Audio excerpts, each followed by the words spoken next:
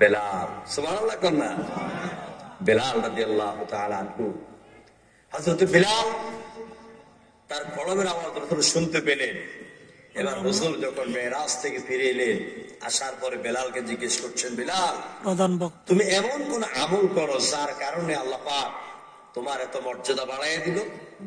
বেলাল মাথা নিচের দিকে দিয়ে বলে, ইয়া রাসূলুল্লাহ, আমার যখন ওযু চলে যায় তখন আমি ওযুটা করে নেই, আর সময় পেলেই আমি 2 রাকাত তাহিয়াতুল ওযু সালাত বা নামাজ আদায় করে নেই।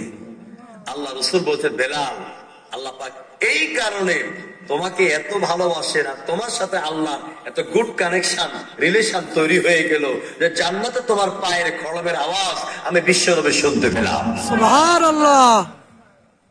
প্রিয় বন্ধুগণ, হযরত বেলাল রাদিয়াল্লাহু তাআলা আনহু কোথাকার মানুষ, কোথা থেকে কোথায় এলে? আরে ভাই পাতি রাস্তায় লড়ান না, লোকগুলি শুনে না কথা।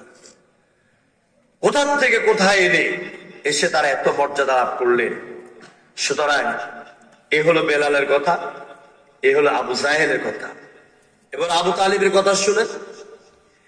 আবু তালিব এমন একটা মানুষ, আব্দুল মুত্তালিব এর ছেলে আবু তালিব। আব্দুল মুত্তালিবের মৃত্যুর সময় আবু তালিবকে বললেন, আবু তালিব রে, আমার কলিজার টুকরা নয়নের পুতুলি, আমার নাতি মুহাম্মদকে তুই যতদিন বেঁচে থাকবি দেখাশোনা করবি। বাবার কথা রাখতে গিয়ে আবু তালিব রাসূলুল্লাহকে বুকের সাথে এমন ভাবে জড়িয়ে ধরলেন, হুজুরের চলা ফেরা, উঠা বসা, কথাবার্তা, বাচন ভঙ্গি এত সুন্দর আবু তালিবকে মুগ্ধ করেছে।